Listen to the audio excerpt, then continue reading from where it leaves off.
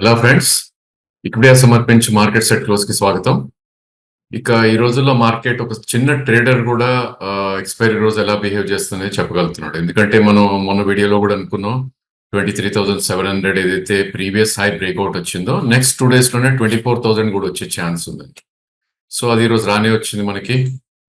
And మనకి చూస్తే కనుక లాస్ట్ 4 సెషన్స్ లో 23,350 నుంచి 24,000 అంటే 650 పాయింట్స్ పెరిగింది. క్లియర్లీ మనకు అర్థమైంది ఏంటి అంటే కనుక స్మార్ట్ మనీ ఏదైతే ఉందో అంటే పెద్ద ఇన్స్టిట్యూషన్స్ ఎవరైతే ఉన్నారో వాళ్ళందరూ కూడా retail call or put writing ఏదైతే చేస్తున్నారో అవుట్ ఆఫ్ ద మనీ అంటే 23,500 ఉన్నప్పుడు జనరల్లీ 24,000 కాల్ రాయటం మన రిటైల్ ఇన్వెస్టర్స్ లాంటి వాళ్ళు చేస్తూ ఉంటారు.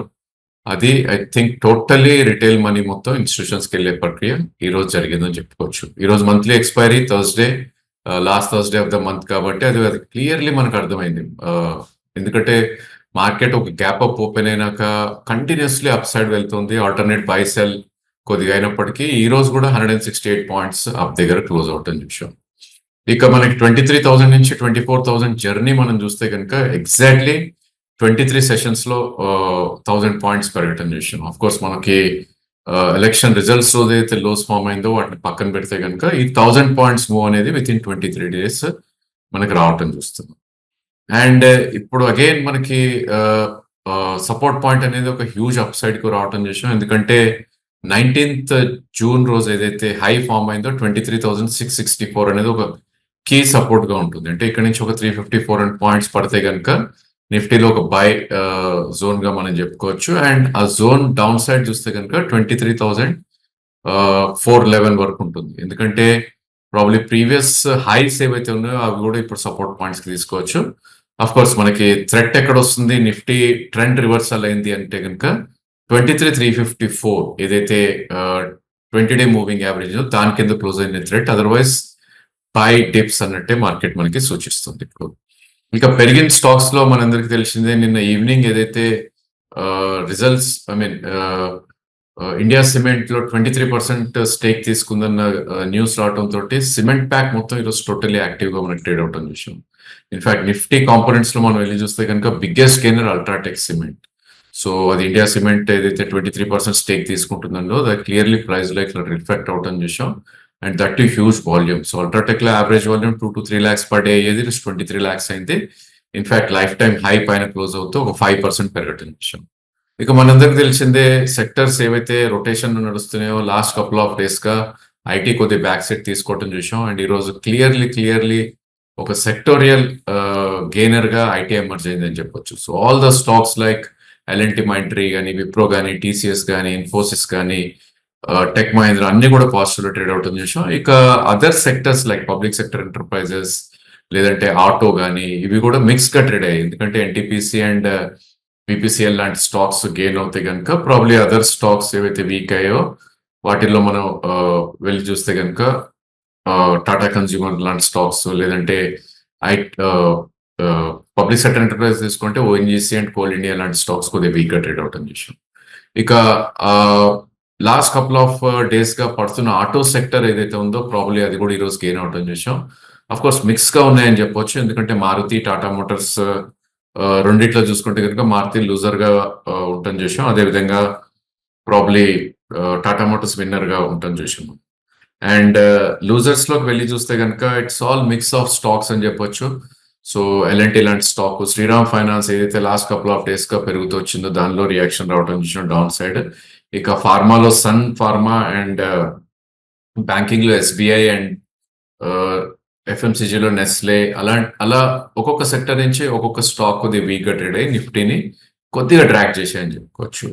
ఇక బ్యాంక్ నిఫ్టీ విషయానికి వస్తే కనుక ఈరోజు హై ఫార్మేషన్ జరిగింది మనకి.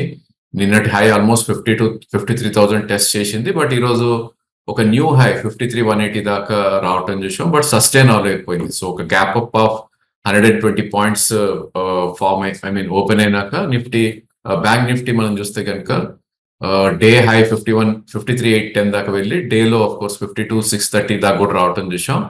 And probably closing 52,730. ఒక రెడ్ బార్ అనేది మనకి బ్యాంక్ నిఫ్టీలో కనపడింది. అంటే నిఫ్టీలో ఉన్నంత స్ట్రెంగ్త్ మేబీ బ్యాంక్ నిఫ్టీ ఈ టైంలో అయితే ఎగ్జిబిట్ అవ్వట్లేదని ఒక ఇండికేషన్. బట్ సపోర్ట్ పాయింట్ గణనీయంగా 51,957 దగ్గరికి రావటం చూసాం. అంటే ఇక్కడ నుంచి ఒక 800 పాయింట్స్ పడితే కనుక ఫస్ట్ సపోర్ట్ పాయింట్ ఉంటుంది.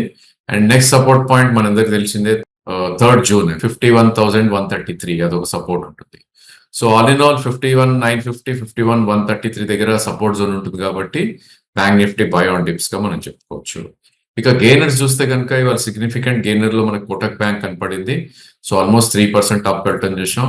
సో దీనిలో బ్యూటీ ఏంటి అంటే కనుక చార్ట్స్ లో మనం కోటక్ బ్యాంక్ వెళ్ళి చూస్తే కనుక ఎప్పుడైతే ఆర్బీఐ రెస్ట్రిక్షన్ పెట్టిందో కోటక్ బ్యాంక్ కి వాళ్ళు ఫ్రెష్ క్రెడిట్ కార్డ్స్ బిజినెస్ చేయకూడదు అని, ఆ రోజు లో చూస్తే కనుక 1807 అండ్ నెక్స్ట్ డే మనందరికి తెలిసిందే 8 to 10% గ్యాప్ ఏదైతే ఉందో ఆ గ్యాప్ లో ఓపెన్ అవటం చూసాం, డౌన్వర్డ్ గ్యాప్. అది క్లియర్ గా ఈ రోజు ఆ గ్యాప్ ఫిల్ చేయటం చూసాం. సో కోటక్ బ్యాంక్ లో వర్స్ట్ అయిపోయిందా? మేబీ ఎస్ అని అనొచ్చు. ఎందుకంటే మనకి ఆ గ్యాప్ లో చూసినా కూడా probably 1807 and gap higher side చూస్తే 1697. సో అది టోటల్లీ ఫుల్ అయింది కాబట్టి I think it will aim for the new highs again. New అంటే మల్టీ మంత్ హై ఏదైతే ఉందో మేబీ 1920 వరకు కూడా అప్ సైడ్ వెళ్ళే ఎయిమ్ అనేది కోటక్ బ్యాంక్ చేస్తుంది. ఎందుకంటే all these days under performance, maybe short position build అయి ఉండొచ్చు. మేబీ ఒక గుడ్ న్యూస్ తోటి ఆ షార్ట్ పొజిషన్ మొత్తం కూడా కవర్ అవుతుంది. ఇక లూజర్స్ లోకి వెళ్ళి చూస్తే కనుక PNB, I think most of the public sector banks అన్ని కూడా రెడ్ లో ట్రేడ్ అయ్యాయి. వర్స్ట్ హిట్ పిఎన్బి అని చెప్పుకోవచ్చు, 4% పడుతుంది చూసాం. బ్యాంక్ ఆఫ్ బరోడా, ఎస్బీఐ కూడా వీక్ గా ట్రేడ్ అయింది. ఇక మనం ఎప్పుడు అనుకుంటుంటాం weak banks, even private banks అయినప్పటికీ అవి పెరిగినప్పుడు ఎక్కువ పెరుగుతాయి, తక్కువ పెరుగుతాయి, అండ్ మార్కెట్ బ్యాంక్ నిఫ్టీ పడినప్పుడు ఎక్కువ పడతాయి అని చెప్పేసి ఈ రోజు అదే మనకి ఎగ్జిబిట్ అయింది Bandhan bank and you bank లాంటి వాటిల్లో. And other banks like federal and IDFC స్వల్పంగా వీక్ అవటం చూసాం. ఇక ఎఫ్ఎండో స్పేస్ లోకి వెళ్ళి చూస్తే కనుక it's all totally news driven. ఎందుకంటే సిమెంట్ ప్యాక్ మొత్తం కూడా ఒక అగ్రెసివ్ బయింగ్ రావటం చూసాం, ఎస్పెషల్లీ ఇండియా సిమెంట్. తో మనకి 267 లోనే 23% స్టేక్ తీసుకున్న అల్ట్రాటెక్ న్యూస్ వచ్చినప్పటికీ ఈ రోజు కూడా మార్కెట్ ఒక థమ్స్ అప్ ఇవ్వటం చూసాం. సో ఇన్ఫాక్ట్ ఈ రోజు వాల్యూమ్ చూస్తే కనుక నిన్నటి వాల్యూమ్ కన్నా ఒక 50% ఎక్కువ అయింది. సో ఇండియా సిమెంట్ లో average volume 1 crore 1.5 crore per day ఉండేది. ప్రాబ్లీ నిన్న అబౌట్ 9 crores వాల్యూమ్ అయింది, ఈ రోజు అగైన్ 14.5 crores వాల్యూమ్ అవుతుంది చూసాం. సో ఈ స్టేక్ అనేది ఇక్కడతో ఆగుతుందా లేకపోతే ఇంకెవరైనా ఫర్దర్ గా తీసుకుంటారని ఒక ఇండికేషన్ మనకు స్టాక్ ఇస్తుంది. ఎందుకంటే 2022 సెప్టెంబర్ లో ఇది 299 హై వెళ్ళటం చూసాం.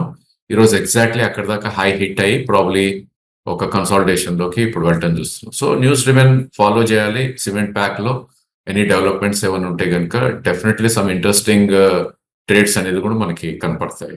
Otherwise other stocks like Grasim, UltraTech, JK cement, Shree cement ఏవైతే ఎఫ్ఎండోలో ఉన్నాయో అవన్నీ కూడా పెరగటం చూసాం. ఇక బిఎఫ్ఎస్ఎల్ లో ప్రాబ్లీ ఈరోజు gold companies, gold lending companies the day అని చెప్పుకోవచ్చు. ఎందుకంటే మన్నాపురం ఆల్మోస్ట్ ఒక 7% పైకి వెళ్ళటం చూసాం.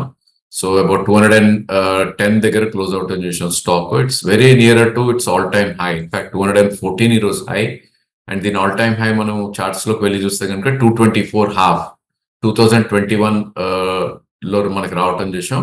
So it's just about 10 to 20 points away from all time high. So Muthoot కూడా కొద్ది స్వల్పంగా పెరగటం చూసాం.